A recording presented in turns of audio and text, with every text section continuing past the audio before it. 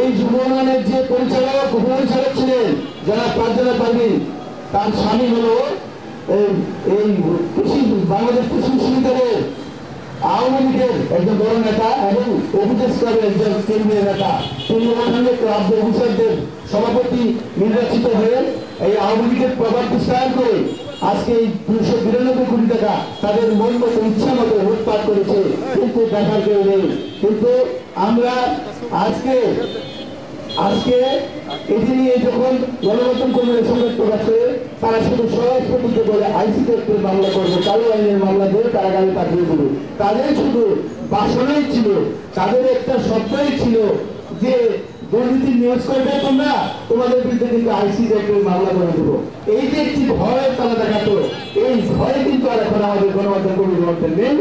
এই ভয় দেওয়ার আর কোনো সুযোগ নেই, কারণ এই ভয় আর এখন আর চলবে না। কারণ দুর্নীতিবাজদের এখন জায়গা নাই, দুর্নীতিবাজদের জায়গা হবে শুধু কারাগারে।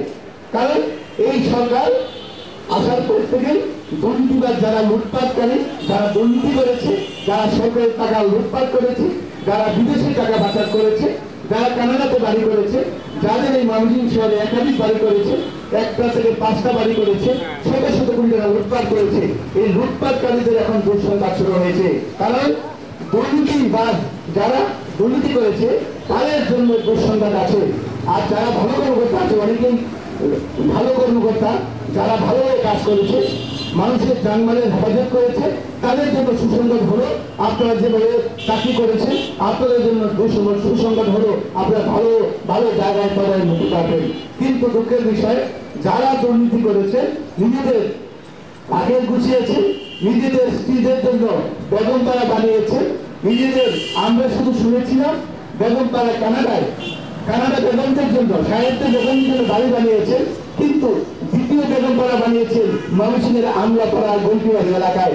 আপনারা ইতিমধ্যে দেখেছেন, আমলাপাড়া গুলটিবাড়ি যখন যাবেন দেখবেন আরেকটি বেগমপাড়া তারা তৈরি করেছে। এই বেগমপাড়া তারা তৈরি করেছে, তারা হলো এখানকার অফিসের কেরানি, যারা সরকারি কর্মকর্তা, পিয়ন, তারাই এখন বানিয়েছে বেগমপাড়া। আর এই বেগমপাড়া বানিয়েছেন তাদের বউদের জন্য, তারা তাদের এই যে আইসি জীবনযাপনের জন্য আরেকটা বেগমপাড়া বানিয়ে সরকারের টাকাগুলো লুটপাট করেছেন। আর এই লুটপাটকারীদের বিরুদ্ধে যখন আমাদের গণমাধ্যম কর্মীরা যখন রিপোর্ট করতে যায়, সংবাদ প্রকাশ করতে যায়, তখন আমাদের মাঝে ভর্তি হয়েছেন মোহাম্মদ কামাল, একজন জনপ্রিয় সাংবাদিক আমাদের মাঝে ভর্তি হয়েছেন। ইতিমধ্যে তিনি বক্তব্য দিলেন। কামাল ভাই, আচ্ছা জানেন আপনারা এই যে লুটপাটকারী যারা রয়েছে, ইতিমধ্যে আপনারা জানেন এই তাদের জন্য দুঃসংবাদ হলো, ইতিমধ্যে আমাদের একটা আফসোস হলো দুর্নীতি কমিশন দুদক ময়মনসিংহ কার্যালয়ে যতগুলো মানুষের দুর্নীতির বিরুদ্ধে অভিযোগ হয়েছে, অনুসন্ধান হয়েছে, এগুলো অনুসন্ধানই শুধু করতেছে বছর পর বছর। আরে ভাই, কত বছর লাগে একটা দুর্নীতি অনুসন্ধান করতে? কত বছর লাগে? একজন সাংবাদিক যখন 10 দিনে যদি একটা অনুসন্ধান করে তার রিপোর্ট প্রকাশ করতে পারে, আর আপনার অনুসন্ধান করতে লাগে 5 বছর, 7 বছর, 10 বছর। এবং আওয়ামী লীগের অনেক দূষণ রয়েছে, দুর্নীতিবাজ রয়েছে, সাবেক ছাত্রলীগ করতেন, যুবলীগ করতেন, অনেক কর্মকর্তা আওয়ামী লীগের আমলে দুদকে নিয়োগ পেয়েছে। তারা আওয়ামী লীগ কর্মীদেরকে, যারা আওয়ামী লীগ আমলে যারা কর্মকর্তা ছিল তাদেরকে সুবিধা দিয়েছেন, তারা বিদেশে বাড়ি করেছেন, বেগমপাড়া বানিয়েছেন। এই বেগমপাড়া আর চলবে না। এই বেগমপাড়া যারা বানিয়েছেন তাদের পরিবারের জন্য বানিয়েছেন। এবার আপনার দুঃসংবাদ রয়েছে, আপনারা তাড়াতাড়ি এই দুর্নীতির যেসব টাকা পাঠিয়েছেন এই টাকাগুলো সরকারের কোষাগারে জমা দিয়ে দিন তাড়াতাড়ি। কারণ গণমাধ্যম কর্মীরা কিন্তু এখন স্বাধীন পেশায় কাজ করতে পারবে। আপনারা জানেন ইতিমধ্যে কালের কণ্ঠ, বাংলাদেশ পরিধি, প্রথম আলো সহ যে প্রথম সারি এবং যারা আঞ্চলিক পত্রিকা, মানুষই আঞ্চলিক যে পত্রিকাগুলি রয়েছে ইতিমধ্যে দেখেছে অনেক অনুসন্ধানী রিপোর্ট করছে। আর এই অনুসন্ধানী রিপোর্টগুলি করলেই বোঝা যাবে একজন কেরানি এবং একজন কর্মকর্তা হাজার হাজার কোটি টাকা সপ্তাহের মতো কিভাবে বানিয়েছেন।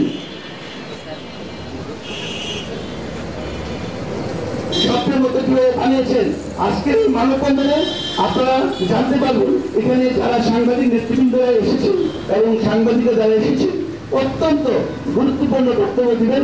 আমরা একটু লেট করছি, কারণে অনেকেই রাস্তায় আসতেছেন, এই জন্য আমরা একটু ব্যাখ্যাটা দিয়ে দিই যেন তারা বক্তব্য দিতে সুবিধা হয়। আরেকটি বিষয় আপনারা জানেন, এটি আপনাদের দৃষ্টি আকর্ষণ করতে চাই। আপনারা ইতিমধ্যে দেখেছেন ময়মনসিংহ শহরে আপনার এই নদীকরণ, এই যে আপনার জামালপুর থেকে এই গোবিন্দপুর পর্যন্ত লঞ্চ চলাচলের যে ছিল, যে নদীটা খনন করার কথা ছিল, কিন্তু দেখেন আপনার একটা নৌকাও চলবে না। তাহলে এই পানি উন্নয়ন বোর্ডের কাজ কি করেছেন, বাজেট কি অবস্থায় আছে? আপনারা আরেকটি জানেন, স্বপ্নের প্রকল্প, আমাদের ময়মনসিংহবাসীর স্বপ্নের যে প্রকল্পটি রয়েছে কেওয়াটখালী ব্রিজ। কেওয়াটখালী ব্রিজ, এই কেওয়াটখালী ব্রিজ করতে গিয়ে একটি অজানা তথ্য আমার সাংবাদিকরা অনেক প্রকাশ করেছেন। এখানে ময়মনসিংহের একাধিক পত্রিকায় অত্যন্ত গুরুত্ব সহকারে একটি সংবাদ প্রকাশ করেছেন। ৩,২৬৩ কোটি টাকা বরাদ্দ দিয়েছে আওয়ামী লীগের আমলে এই কেওয়াটখালী ব্রিজটা করবে, কিন্তু এই সোজা যদি করে দেখা যায় সুন্দরগঞ্জ যে জায়গাটা রয়েছে আপনার প্রাইমারি স্কুলের সামনে থেকে সোজা যদি কেওয়াটখালী হয়ে আসে, তাহলে সরকারের প্রায় ১৫০০ কোটি টাকা আপনার কম হবে, বাজেটে কম লাগবে। কিন্তু কিছু দুর্নীতিবাজ, ময়মনসিংহের দুর্নীতিবাজ কর্মকর্তা আপনারা জানেন এলএ শাখায় ছিল, এবং সুন্দরবনে যারা ভূমি সরকারি কর্মকর্তা ছিলেন নায়েব, আপনারা জানেন হাজার হাজার কোটি টাকা দুর্নীতি করার জন্য স্বপ্ন থেকে তারা ময়মনসিংহে যোগদান করেছে। ইতিমধ্যে আপনারা জানেন ২ থেকে ৩ জন নায়েব এবং ৩-৪ জন এলএ কর্মকর্তা, সাবেক একজন ডিসি ময়মনসিংহের এখান থেকে প্রায় ২০০ কোটি টাকা লুটপাট করে নিয়ে গেছেন। আপনারা জানেন, ইতিমধ্যে জানতে পারবেন, একজন এডিসি জেনারেল ছিল রেভিনিউতে, তিনি তার বউ